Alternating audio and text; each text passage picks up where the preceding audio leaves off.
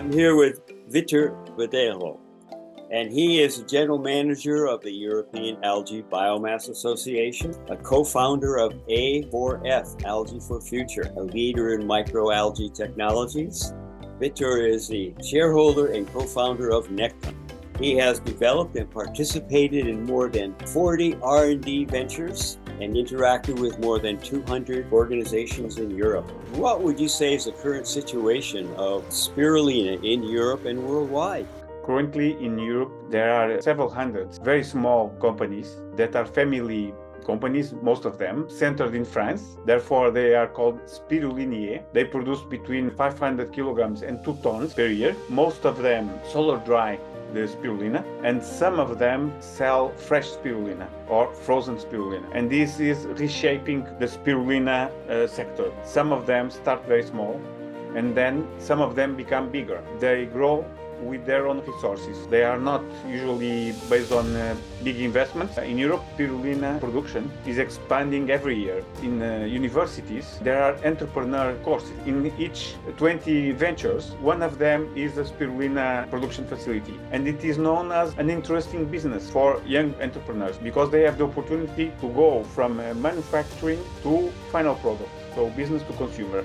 So we have examples of spirulina companies all across Europe. In Germany, there are several. In the north of Germany, in many places, it's very cold. We have one spirulina producer in Latvia, that is a Baltic country. They have not only innovation in the final product, but also in the process. So spirulina produced in photobioreactors. For example, in Italy, in some places where the climate is rather good, in the winter, it can be cold. So they heat the water. So they can produce much longer, eventually all the year. Innovation in product, innovation in process. What do you see are the most interesting products? There are basically two types of products. One is whole spirulina and just spirulina. And the other ones are the wide range of products, spirulina mixed with other things, which is possible especially with solar-dried spirulina or fresh spirulina, because with this kind of non-smelly and non-tasty spirulina, you can mix with other food. For example, honey with spirulina. Honey is not a protein source. If you add spirulina, you can have lots of vitamins, lots of minerals, and proteins. The most interesting of all, spirulina with bread, because spirulina in bread can have a major impact. Requires some food engineering, but it's a very, very interesting product.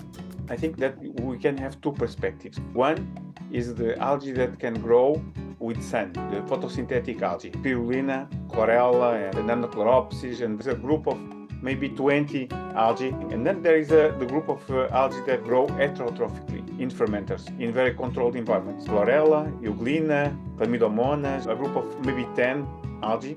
We can see these two big branches of applications.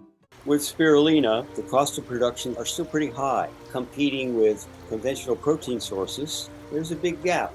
The main issue is to change the analytic paradigm. You should not compare the different protein sources kilogram by kilogram, because they have a different pack of amino acids and other compounds. You should compare the Nutri-Score, the nutritional score, and not the kilogram. When you compare spirulina and soy might be very cheap. If you produce in very, very large scale, soy wins. It's much more reasonable to compare the nutritional content. If you look 10 years in the future, microalgae in Europe and the world, what do you see? I see two ways. The one that will by sure will happen, there will be many small business with added value, with innovation in process, innovation in products. So there will be small farmers and there will be large farmers. The other possible future in 10 years, maybe there will be a few very, very large scale facilities that will provide hundreds of thousands of tons of biomass. Spirulina might be one of them, grown in salt water. What would be the locations? Maybe in Arabic countries, because they have the climate, they have the financial resources to do it large scale. They will be able to buy the knowledge that already exists in many places in the world. Eventually in Africa, it's also possible, but in Africa there are no financial resources. We should not enroll in global statements like algae will save the world. Algae will be the proteins of the future. Algae will be part of it, by sure. Algae are very, very relevant already for the planet. When they provide us with photosynthesis, they provide with oxygen. They remove the carbon dioxide from the atmosphere. They cover all ecosystems in the planet. There are algae everywhere.